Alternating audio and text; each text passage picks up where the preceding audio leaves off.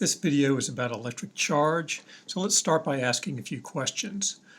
Why do your clothes in the dryer sometimes have static cling? Or why does your hair stand on end when you brush it in the wintertime? Or why does plastic wrap or cellophane from a package cling to your hand when you strip it off of the package?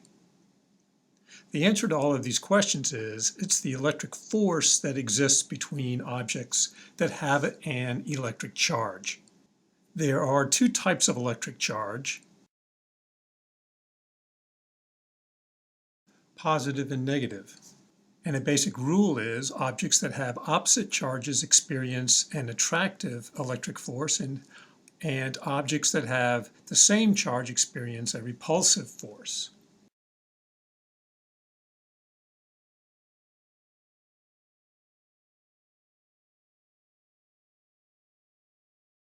So we might draw it this way.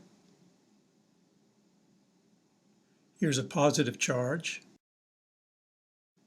and here's a negative charge, and they're attracted to each other, which means they have these two electric forces. Or here are two positive charges, and so they have these two repulsive electric forces. And then two negative charges.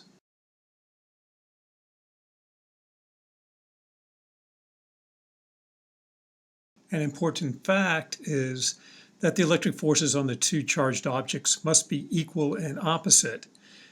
In other words, equal in magnitude and opposite in direction.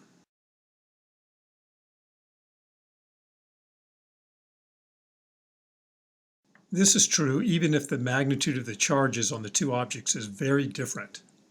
So here's an object that has a very large positive charge, and here's an object that has a small negative charge. But the attractive force that these two charges have is the same on each object. So these two forces are equal and opposite. This may not seem intuitive, but is consistent with Newton's third law that all forces must come in equal and opposite pairs. We saw the same effect with gravity. Say this is the Earth, and this is somebody standing on the Earth. So we have a gravitational force on the person, and we have an equal and opposite gravitational force on the Earth. And these two forces are equal and opposite. So let's consider a sock and a shirt that you pull out of the dryer.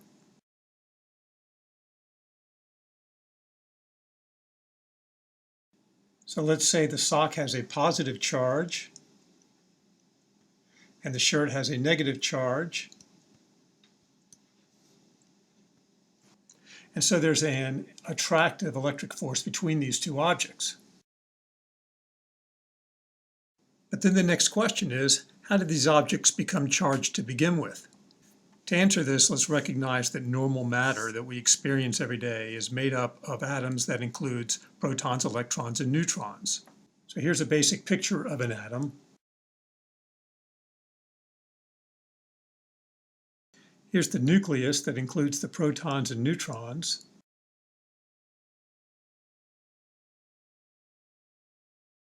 And the electrons are orbiting on the outside. They're actually not perfect orbits like you might envision with the Earth going around the sun. We refer to it as an electron cloud. Drawn like this because the electrons may not go in perfect orbits, but it's important to recognize that they're on the outside of the atom. So as you can see from the picture, protons have a positive charge, electrons have a negative charge, and neutrons do not have a charge. We say they're neutral. And it's important to recognize that the magnitude of the charge of the electrons and protons is the same. They're just opposite in sign.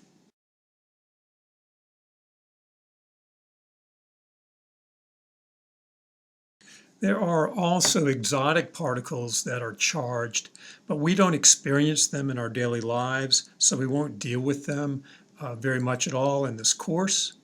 Some of those exotic particles are quarks, muons, positrons,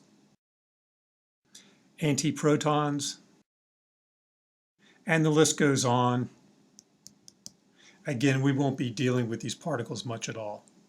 Typically, an atom has the same number of electrons as protons, so the net charge on the atom is zero, and it's neutral. But it's not too difficult to strip an electron or two from an atom or add a few electrons to another atom.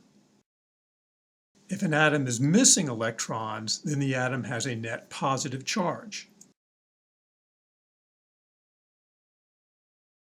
If an atom has extra electrons, then the atom has a net negative charge.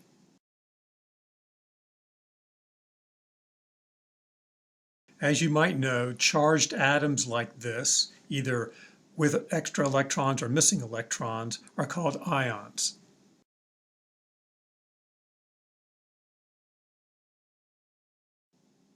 An important fact to recognize here is that it's the electrons that are stripped and moved from one atom to another.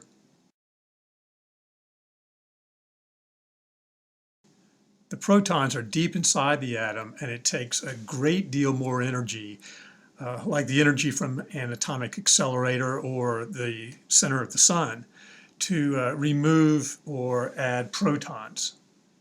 So we won't be dealing with that scenario. And so it's the electrons that move. And notice this is the mechanism that charges the object. We just move the electrons, and that causes one object to be negative and the other one to become positive.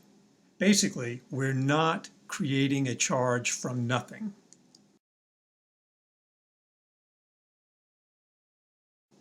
And in fact, it's a fundamental rule of the universe that net charge cannot be created or destroyed.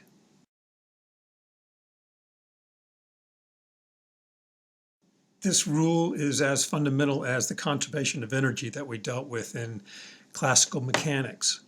Now, it's possible to have a positive and a negative charge combined to form a neutral object.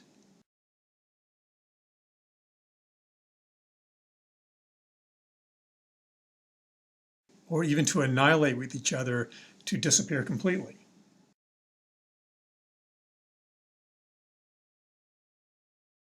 Or for that matter, you can start with a neutral particle and have it split into two particles of equal and opposite charge. So sort of the reverse of what I've drawn up here.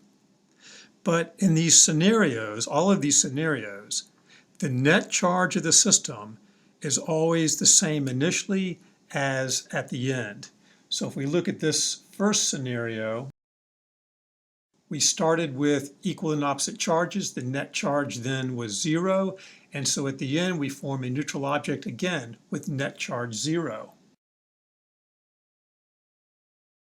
And that's also the case with the second scenario. We started with a net charge of zero and we ended with a net charge of zero. So we're consistent with our rule. The net charge of a system cannot be created or destroyed. So now back to the sock and the shirt scenario. When they rub against each other in the dryer, electrons are stripped from one of the objects and added to the other. So let's say electrons are moved from the sock to the shirt. When this happens, then this is what we wind up with. Negative charges on the shirt. So now the sock is missing electrons, so it has protons that are missing electrons, so it has positive charges left behind. And now we have a positively charged sock and a negatively charged shirt, so these two positive and negative objects are attracted to each other.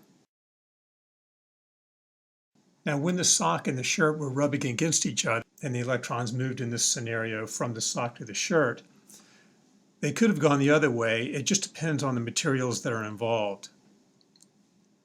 Some materials bind more strongly with electrons, so they tend to receive electrons. Other materials tend to bind less strongly to the electrons, so they tend to give up their electrons. That's a property of the material. We won't get any deeper into it than that. Also notice here that charge is conserved. We started with neutral objects, and we end with a charged object and a negatively charged object where they're equal and opposite in charge, so the net charge is again 0. And also what that means is the positive charge on the sock is equal and opposite to the negative charge on the shirt.